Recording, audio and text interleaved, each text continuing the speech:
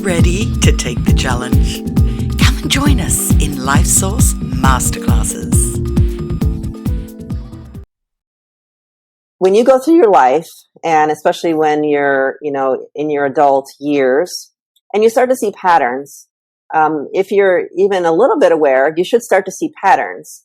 Or else you can, if you become aware at some point, look back in time and notice patterns that you've seen throughout your life.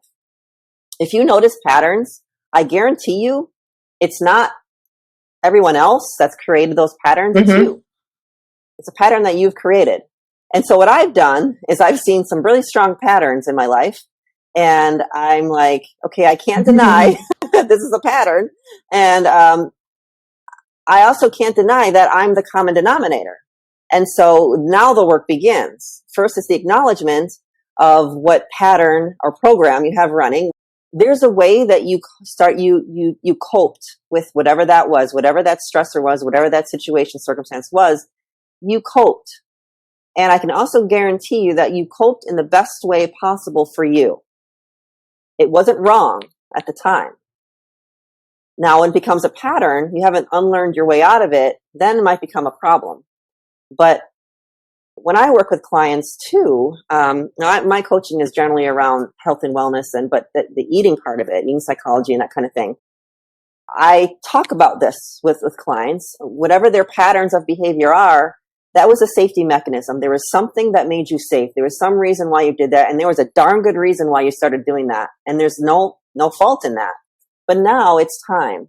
Now it's time to realize how that started and how the pattern is not serving you in other situations. You needed it then, whatever that behavior was, and now you don't need it anymore.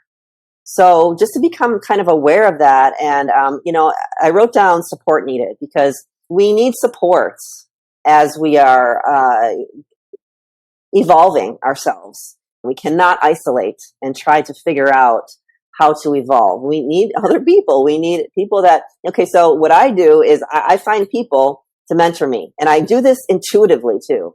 Like, I'm drawn to people in some instances that have qualities that I want, are doing things that I want, have accomplished things that I want.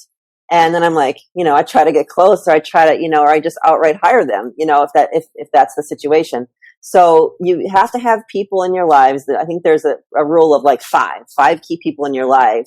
And 3 of those should be people that are kind of higher than you, or kind of doing things in a more evolved way than you, that you want to aspire to. These are people that can kind of pull you along and help you and support you. And then you have the other 2 that maybe one is at your level and one you're helping, right? So the vast majority of people that we hang around with and that we associate with, for the most part, should be ones that raise us up, that help us, support us.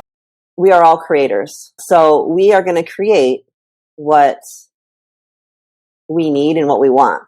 And so you had mentioned, what do you want?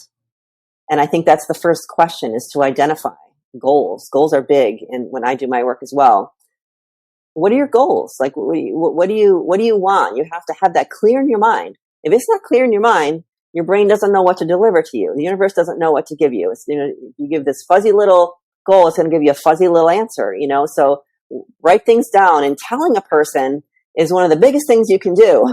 And that's hard. When you tell somebody what you want to do and where you want to be, where you want to accomplish, especially if it's somebody that's going to hold you accountable, then, it's an automatic, thing that runs in your mind. It's, I got to do this, even when it's a weak moment. Once you start to take control, now you have responsibility. And I think a lot of times people don't want that responsibility.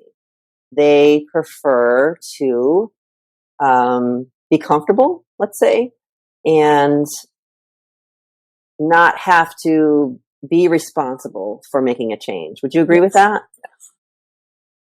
Yeah, I definitely would. And I agree that it's important to look at, what do you want? What do you want here? What is your end result? What's the goals that you have? But before you can do that, before you can look at what you want, I believe you need to look at who you are. Who am I really? What am I? What is my purpose here in life? Why am I on this planet? And what do I want to leave when I'm gone? we really need to look inside ourselves and say, who am I really?